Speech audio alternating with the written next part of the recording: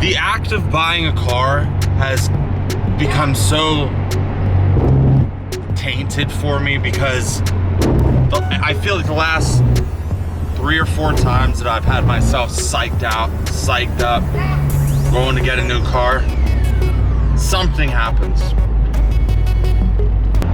So, it's either a good day or a bad day, depending on how you look at it. We are trading the RSX Type S. Really don't know what to expect about this car that we're getting. We are putting a little bit of money on top, so that should tell you that hopefully it's a better car. Hard to say. I'm super tired. I gotta drive like an hour and a half away. And hopefully I get down there, get this car, there's no shenanigans. And yeah, we get home. And that's really my main goal today, is to get home in the new car. We're on our way. We're on our way. And this guy says he has over $30,000 into this car.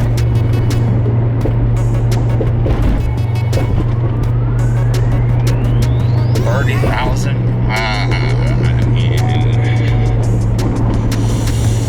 That's a lot. I guess we'll be the judge. Put in the comments below what you guys think it is. All right, we got about an hour and a half left. Going through the city. Hopefully, hopefully this is a quick drive. So the guy just walked in. I walked inside, and I'm gonna make this quick. This thing's a piece of shit. As the court has pointed out by the inspector general, so yeah, I got some concerns there. I don't know specifically if that happened. Dude. Let's get out of here. All right, guys, so I think sometimes you just gotta be able to say no thanks. That thing was a fucking pile. Yeah. I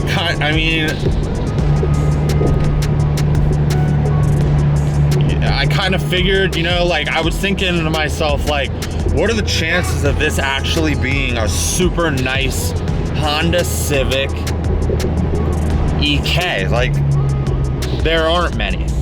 They all look like that. They all fucking look like that. That car, every single panel was beat to shit. And they just painted right over it. Like, it was just absolute dog shit.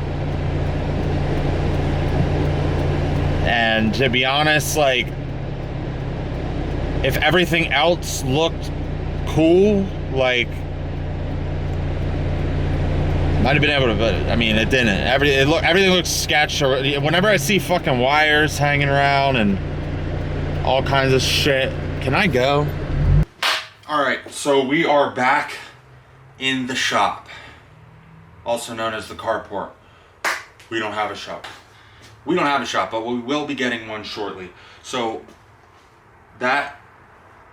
finding a turbo Civic turned out to be a disaster, as one would expect. So we still have the RSX, and here we have the WRX Special Edition, and I have some things I want to show you guys.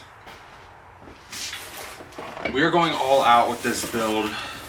The goal is 400 to 450 horsepower. Some people say not gonna happen. Transmission's gonna blow.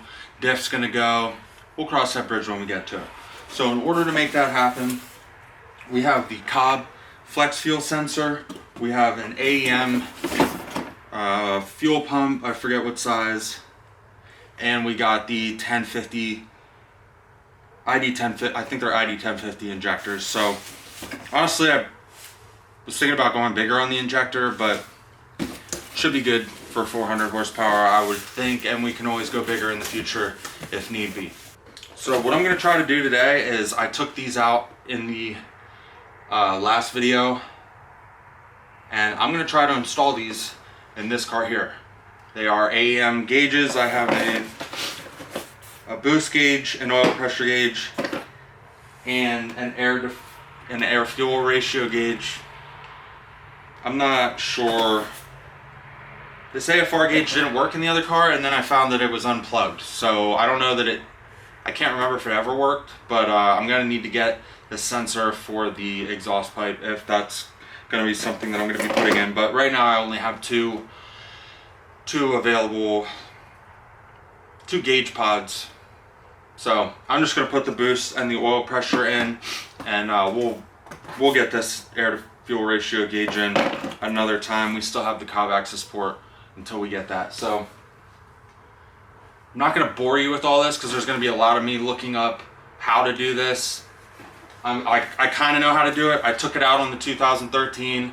I'm not exactly sure where to run it for the power, those kind of things. So it's gonna be a lot of me doing and then looking. And to be honest, this looks like a complete utter mess. I just did this a week ago and I already barely remember where any of this shit goes. So I will check in with you guys in a minute, show you a little montage of me tearing this thing apart. Step one of this is going to be to access the port for the oil pressure sensor. So the first thing we're going to have to do is take off the belt and move the alternator out of the way.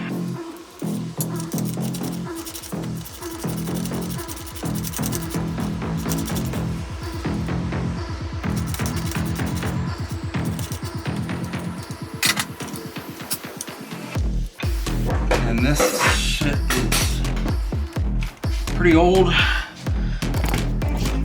So all we did was take out that bolt, push down the alternator, and we're gonna pull this to the side. God only knows if I'll ever get that back on. And now we're gonna take this one off, and then we're gonna just lift this completely up out of the way. Let's see if we can do that. I'm gonna disconnect the battery too. Probably a smart move. All right, so we got our alternator out of the way. This is gonna be right where our sensor is gonna go. This was attached to here. That's where you get your low oil pressure warning light. So I'm going to try to get that detached. So I've torn this thing half apart. I cannot get that fucking step 2. I cannot get that sensor out. I don't have the deep sockets. Something I need to get. I've been, that's what this is all about. You know what I mean? Like I don't have a bunch of tools. Now I know what I need to finish this job. I'll order some. But what I'm gonna do is I'm gonna run these lines, and I think I could probably at least get the boost gauge hooked up and get everything run, and then I'll just let the sensor sit close to where it's supposed to, and then when I get those parts or those tools, I'll hook them up. I'll connect it. So we'll see how much we can get done of this. I mean, I think at least we should be able to get one of them hooked up at least. So that was kind of frustrating, but I definitely didn't want to strip that, and the only thing I can get on it was a pair of ice grips, and that just wasn't working. So I think if I get some deep dish sockets, that should take care of it. So all right, we got all of our, oh yeah, we got everything. All right, so we got all of our cords, all of our wires are supposed to go inside. What we're gonna do is we're gonna run it behind the console here, and then we're gonna come right up through there, and right there is where we're putting our gauges. Sorry, it's dark out. When we get the new shop, we're gonna have the best lighting. Well, that took entirely too long. They have power. I'm pretty sure we're gonna have boost now. And I just turned the car on and it had an ABS light on. So I don't know if I disconnected something or what the hell is going on. but we'll figure that out. So, all right, so let's turn it on, see if we got boost.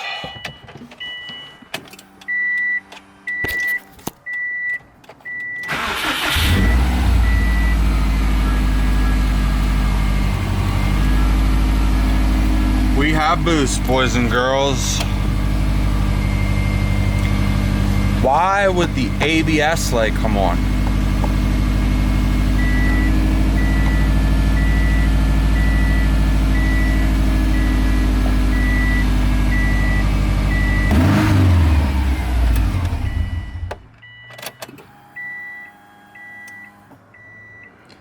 Did I see the check engine light come on? Oh yeah.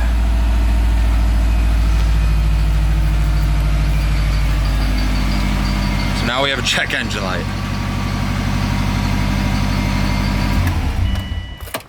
Unreal. I'm gonna end this video here. I guess we kind of accomplished our goal there. We're gonna figure out what the hell happened to all of those lights now. Who knows? It could have been. I'm gonna hook up the access port, see what those lights are. Pretty sure I probably just didn't connect something right, but hopefully we don't have to chase that around forever. But all right, guys, thanks for watching this video. I'll see you guys in the next one, and I have something sitting in front of me that we are going to unveil, and hopefully I will have the rest of this. I will have the rest of this wrapped, and we'll be ready for summer, guys. All right, thanks for watching. Peace.